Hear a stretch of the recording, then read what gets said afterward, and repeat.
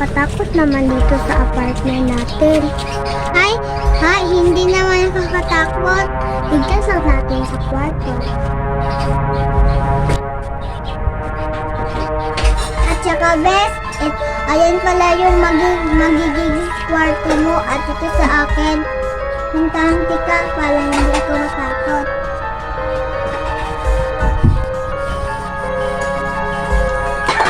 Wow, ang ganda naman nito kwarto na to. Masyadong hindi masikip. Baya muna, bes. Pupunta muna ako sa kwarto ko. Wow, ang ganda naman ng kwarto na to. Wow, ang ganda naman dito ang Barbie doll na to. Hello? Ba't ang dito na yung Barbie doll na ito? Cute na niya, no? Diyan lang muna kasi nagpapanggal pa ako ng ilaw. Dahil ko nga. Ano? Bes! Bes! Bes! Bes! Bes! Oh, naka, bes. Kasi bes, pumapatay-patay yung ilaw. Haha, tanga.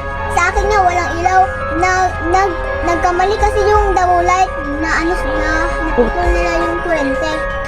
Ganun ba, bes? Pasensya na, natakutin kasi ako. Okay lang. Meron na din akong tibraho doon. Bye-bye. Buti, double light lang, nagkamali. Teka lang, asan ba yung doll na cute? Ba't nawala? Ganina, andito lang yun. Saan na nga yun?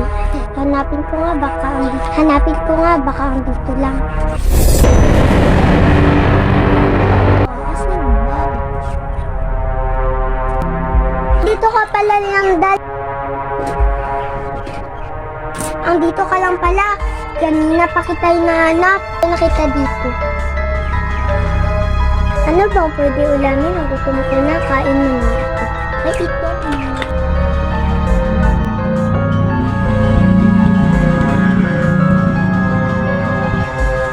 Ay, wala.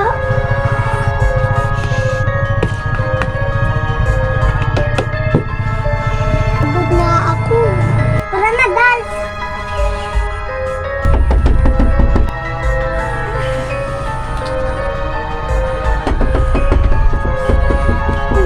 Ano ba?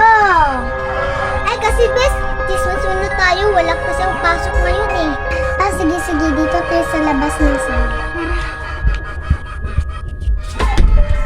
Bes, nakakatakot yung dal na nakita ko sa kwarto ko. Bakit, bes?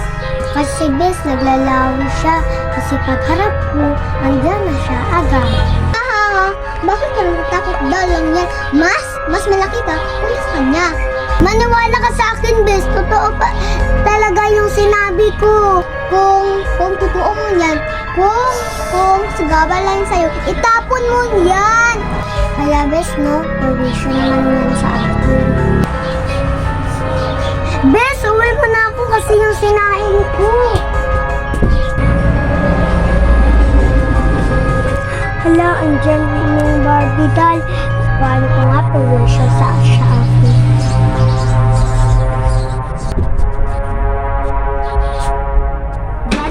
Dahil ka.